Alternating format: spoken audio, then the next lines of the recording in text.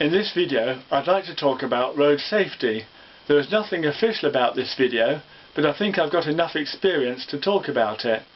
I live in the UK and the death toll from road accidents is quite bad, about 1,800 per year, and that is not to mention all the people who are injured or become disabled as a result of road accidents.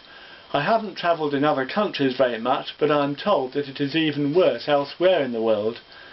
It was apparently even worse back in the 70s. I think about 7,000 deaths per year from road accidents in this country. The reason for less deaths now is probably improvements in car design, campaigns against drink driving and various measures to reduce speed, such as speed bumps and speed cameras. All the same, 1,800 deaths per year is still quite bad. I think that's equivalent in death toll to one 9/11 disaster every 2 and a bit years, which only goes to show that we are our own worst enemies. We terrorise ourselves more than actual terrorists.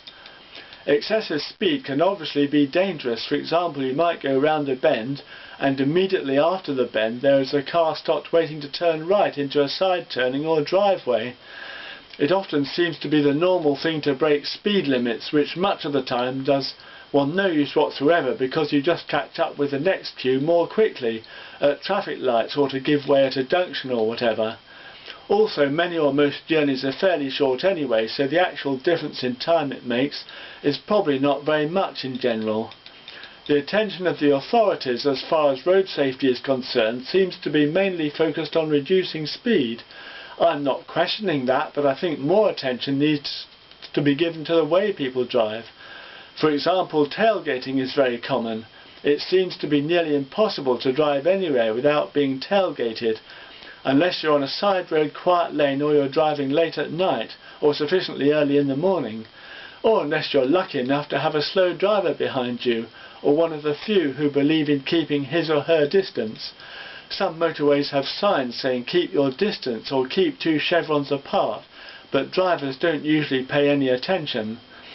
They also seem to ignore signs on the back of cars saying back off, baby on board or whatever.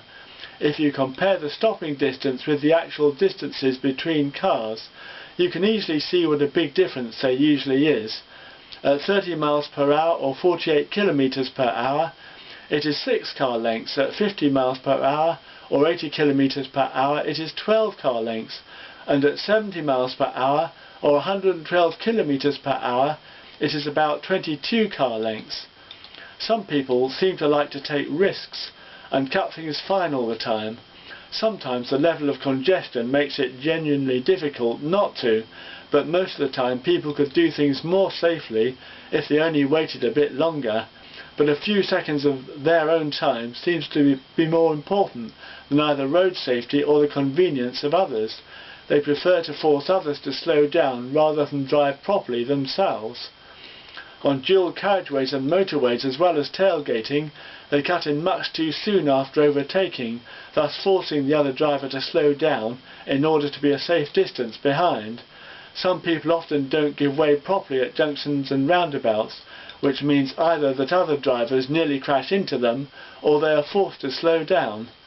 Some pedestrians cross the road right in front of cars, so that either they only just get across in time, or maybe the vehicle has to alter course or to slow down to avoid them. Maybe that's why many accidents involve pedestrians. It often seems that later in the evening, when there's not much traffic about, people drive in a slower or more relaxed manner, and in the rush hour or when it's busy, people try much harder to go faster, when the congestion means that any attempts to go faster are either going to be counterproductive or the difference it makes will be very little.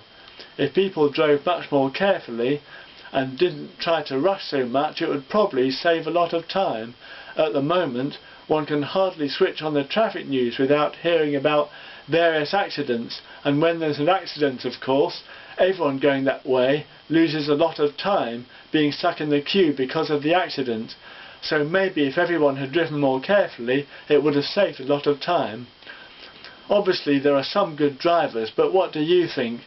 Does your experience agree with what I've said? If you have any comments, I'd be quite happy to hear them, and thanks very much for watching.